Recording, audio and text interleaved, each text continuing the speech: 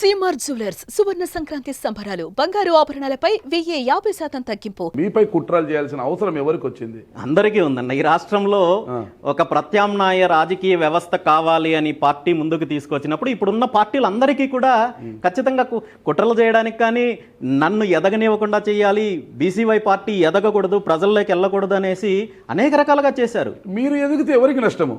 అన్ని పార్టీలకు నష్టమన్నా. ఇక్కడ ప్రధానంగా కుట్రల గురించి అడుగుతున్నారు కాబట్టి నేను చెప్పాలంటే నేరుగా ఇందులో తెలుగుదేశం పార్టీ, టీడీపీ పార్టీ ఆవిర్భావం తర్వాత అంతకు ముందు కూడా కావచ్చు, నేను ప్రభుత్వం మీద చేస్తున్న పోరాటం కావచ్చు, అదేవిధంగా నేను ఎదుర్కొన్న కేసులు కావచ్చు, ఇబ్బందులు కావచ్చు, వీటన్నింటి మీద కూడా తెలుగుదేశం పార్టీకి సంబంధించిన ముఖ్య నాయకులు ఎవరైతే ఉన్నారో పేర్లు నేను ఇప్పుడు చెప్పదలుచుకోలేదు. మీకు పుంగనూరుల వరకు ఈసారి మా పార్టీ సహకరిస్తుంది, అక్కడ అభ్యర్థిని పెట్టము, రాష్ట్రంలో మీరు మళ్ళీ ఒంటరిగా పోటీ చేస్తే దానివల్ల జగన్మోహన్ రెడ్డి ప్రభుత్వానికి మేలు చేకూర్చినట్టు అవుతుంది, కాబట్టి ఈ ఎన్నికల్లో మీరు బయట పోటీ చేయకుండా ఉంటే అది అందరికీ బాగుంటుంది, రాష్ట్రానికి బాగుంటుంది, రాష్ట్ర ప్రజలకు మంచిగా ఉంటుంది అనే ప్రపోజల్ ఏదైతే తీసుకొని వచ్చారో దానికి ఒక రకంగా నేను అంగీకరించడం జరిగింది. ఓకే, అదే ఆలోచనతో ఎన్నికలకు ముందు 6 నెలలకు ముందు నుండి కూడా పూర్తిగా అప్పుడున్న ప్రధాన సమస్య ప్రతిపక్షం కాదు, తెలుగుదేశం పార్టీ కాదు, జనసేన పార్టీ కాదు, ఇంకొక పార్టీ కాదు, ఉన్న సమస్యల్లా జగన్మోహన్ రెడ్డి యొక్క ప్రభుత్వము, అతని పార్టీ నాయకులు, ఆ పార్టీ నాయకులు చేస్తున్న రౌడీయిజము, దోపిడీ, సో వీటన్నింటి మీద ప్రధాన సమస్యలుగా ఉన్నాయి. కాబట్టి 2024లో ఎలాగైనా సరే జగన్మోహన్ రెడ్డి గారి ప్రభుత్వం పోవాలి, ఆ తర్వాత మనము ప్రజల తరపున ఏ రకంగా అయినా పోరాటం చేయొచ్చు అనే ఆలోచనతో నేను కూడా బీసీవై పార్టీలోకి రాష్ట్ర వ్యాప్తంగా అనేక రకాలుగా అనేక మంది నాయకులు, బలమైన నాయకులు రావడానికి సిద్ధపడ్డా, పార్టీ తరపున పోటీ చేయడానికి సిద్ధపడ్డా, ఈ ఎన్నికల వరకు మనము దాన్ని కొంతవరకు హోల్డ్ చేసుకొని తర్వాత పార్టీ నిర్మాణం చేయాలనే ఉద్దేశంతో ప్రభుత్వం మీద పోరాటం చేస్తూ కొనసాగించాను. చివరి నిమిషంలో ఎన్నికలు దగ్గర పడిన తర్వాత వాళ్ళ కుట్ర బయటపడింది. అంటే ఇక్కడ ఒకటే, తొలి నుంచి కూడా మీరు అప్పటి అధికార వైఎస్ఆర్ కాంగ్రెస్ పార్టీ మీద పోరాటం చేశారు. ముఖ్యంగా పుంగనూరులో పెద్దిరెడ్డి రామచంద్రారెడ్డి గారి యొక్క దౌర్జన్యాన్ని కావచ్చు, అవినీతి అక్రమాలపైన మీరు ప్రశ్నించారు. ఆ ప్రాజెక్టుల మీద కావచ్చు, అన్నిటి మీద కోర్టుకు వెళ్ళారు, మీరు పెద్ద ఎత్తున పోరాటం చేశారు. మీరు పెద్దిరెడ్డి రామచంద్రారెడ్డి గారికి వ్యతిరేకంగా పుంగనూరులో పోరాటం చేశారు, ఎన్నో సభలు కూడా పెట్టారు. మీ ఇంటిపై దాడులు జరిగాయి, భౌతిక దాడులు, ప్రత్యక్ష అన్నీ జరిగాయి, మీ ఇంటిపై దాడులు జరిగాయి, ఆస్తి నష్టం కూడా జరిగింది. అలాగే టీడీపీ కూడా పెద్దిరెడ్డి రామచంద్రారెడ్డి గారిని ఈసారి ఎలాగైనా అసెంబ్లీ మెట్లు ఎక్కించకూడదని వాళ్ళు కూడా కంకణం. ఇద్దరి లక్ష్యం ఒకటే, మీరు రాష్ట్ర వ్యాప్తంగా ఉన్న అప్పటి వైఎస్ఆర్ కాంగ్రెస్ పార్టీ దౌర్జన్యాలను ఎండగడుతూనే పుంగనూరులో పెద్దిరెడ్డి యొక్క అరాచకాన్ని ఎండగడుతూ వచ్చారు. టీడీపీ మోటివ్ కూడా అదే. మరి టీడీపీ మీకు ఆఫర్ ఇచ్చింది కదా, ఓకే మేము పోటీ ఎవరిని ఆడ పెట్టాము, మీరే ఉంటారు మా అభ్యర్థి, మీరు మాతో కలిసి రండి అని చెప్పినప్పుడు మరి మీరు ఎందుకు వెళ్ళలేదు? ఆ చర్చలు కూడా జరిగాయి అంటున్నారు మీతో. మరి ఏంటి అసలు చర్చలు జరిగినప్పుడు అసలు ఏం జరిగింది, ఆ కథ ఏంటి అసలుకి? మొదట్లో తెలుగుదేశం పార్టీ నుండి వచ్చిన ప్రతిపాదనలు వేరు, ఎన్నికల దగ్గర పడిన తర్వాత వాళ్ళు తీసుకొచ్చిన ఆలోచనలు వేరున్నా. మొదట్లో జరిగిన ప్రతిపాదనలు పుంగనూరులో సహకరిస్తామని, ఈ విషయం పైన నేను పూర్తి స్పష్టతతో, అంటే ఎవరో ఒక నాయకుడో లేదా ఇంకొకరో చెప్తే కాదు, తెలుగుదేశానికి సంబంధించిన కీలకమైన నాయకుల నుండి, నాయకత్వం నుండి నాకు హామీ వచ్చిన తర్వాతే నేను పుంగనూరులో కూడా చాలాసార్లు నేరుగా పబ్లిక్ స్టేట్మెంట్ కూడా ఇవ్వడం జరిగింది. ఆ విషయం మీకు కూడా తెలుసు. పుంగనూరు నియోజకవర్గంలో రామచంద్ర యాదవ్కి, రామచంద్రారెడ్డికే పోటీ ఉంటుంది, మూడో అభ్యర్థి కానీ మూడో పార్టీ కానీ ఉండదని కూడా నేను చాలాసార్లు చెప్పడం జరిగింది.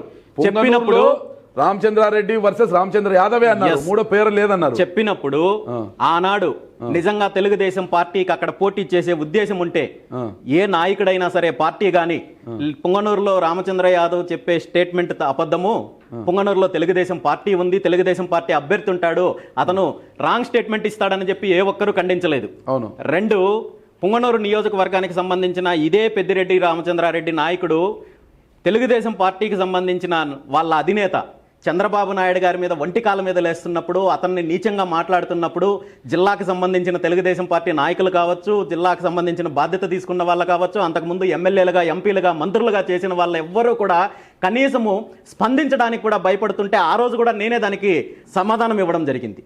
నీకు దమ్ముంటే నువ్వు మగాడు అయితే నువ్వు పుంగనూరులో వచ్చి పోటీ చెయ్యి, లేదంటే నేను కుప్పంలో వచ్చి పోటీ చేస్తానని చెప్పి సవాలు విసిరితే ఏ ఒక్క తెలుగుదేశం నాయకుడు కనీసం సమాధానం చెప్పలేవడానికి ముందుకు రాలేదు. ఆ రోజు కూడా నేనే సమాధానం చెప్పాను.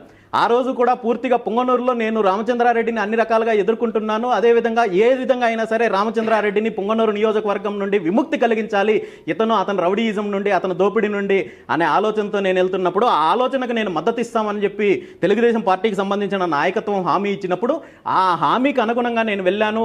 అందుకే పార్టీ పరంగా నేను రాష్ట్ర వ్యాప్తంగా పర్యటనలు చేస్తూ ప్రభుత్వం మీద ఉన్న వ్యతిరేకత, ప్రభుత్వం చేస్తున్న అరాచకాల మీద ప్రజల్లో చైతన్యం తీసుకొచ్చాను తప్ప పుంగనూరులో పార్టీని నిర్మాణం చేయాలని కానీ, పుంగనూరులో నా క్యాడర్ డెవలప్ చేసుకోవాలని కానీ ఆలోచన చేయలేదు. నిజంగా వీళ్ళు పార్టీకి సంబంధించిన అభ్యర్థి ఉంటాడు, అక్కడ తెలుగుదేశం పార్టీ పోటీ చేస్తుంది అనుకోండి, 6 నెలలకు ముందు నేను పుంగనూరులో నెలలో 15 రోజులు నేను కేటాయించిన ప్రతి గ్రామంలో ప్రతి బూత్లో నా క్యాడర్ రెడీ అయ్యేది, నేను ఎలక్షన్ చేసుకోగలిగేవాడిని.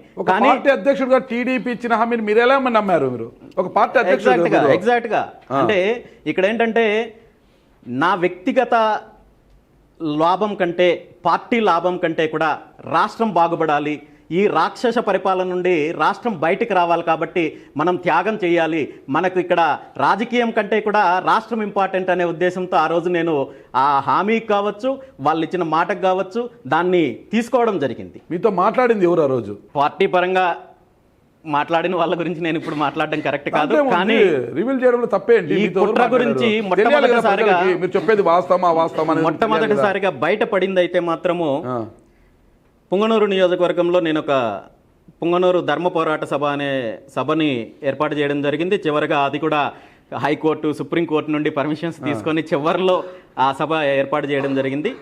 ఆ సభ తర్వాత నేను నెక్స్ట్ డే హైదరాబాదు వెళ్ళి పార్టీకి ఎవరైతే సలహాదారులుగా పనిచేస్తున్నారో ప్రశాంత్ కిషోర్ గారు కావచ్చు, అదేవిధంగా రాబిన్ శర్మ గారు కావచ్చు, వీళ్ళతో కూర్చున్నాను. మిగిలిన వాళ్ళతో ఫోన్లో మాట్లాడుతున్నాను. ఆ రోజు వాళ్ళు వాళ్ళ నిజస్వరూపాన్ని బయటపెట్టారు.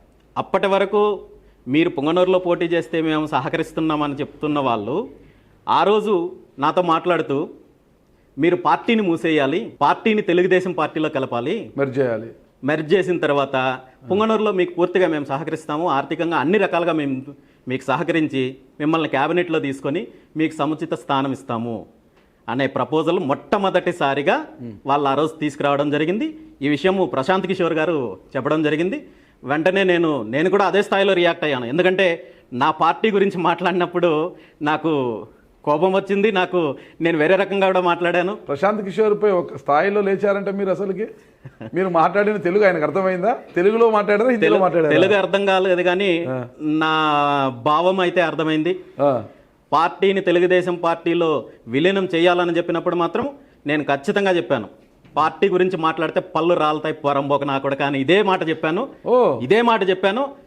ఎందుకంటే నేను ఒక ఆశయంతో నేను పార్టీని తీసుకొని వచ్చి ఇంత ఎస్టాబ్లిష్ చేసి ఈరోజు ఎవరైతే ఈ రాష్ట్రంలో వెనకబడిన తరగతులు ఉన్నాయో, ఎవరైతే అన్యాయానికి గురవుతున్నారో వీళ్ళందరి కోసం నేను ఒక ఆశయంతో తీసుకొని వస్తే ఈరోజు పార్టీని మెర్జ్ చేయాలని చెప్పే ధైర్యము అతను దీంతో మాట్లాడడం నాకు నచ్చలేదు కాబట్టి నేను ఆ విధంగా రియాక్ట్ అయ్యాను. Y+ కేటగిరీ గన్మెన్స్ ఉండవచ్చును, ప్రశాంత్ కిషోర్కి మీ భాష అర్థమై ఉంటే ఏంటి పరిస్థితి?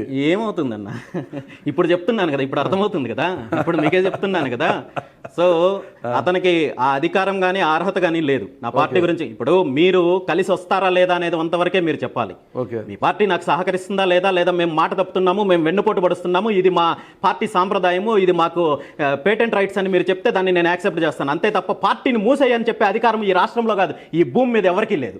సుమన్ టీవీలో మీ పర్సనల్ అండ్ బిజినెస్ ప్రమోషన్స్ కోసం కింది నెంబర్కి కాంటాక్ట్ చేయండి.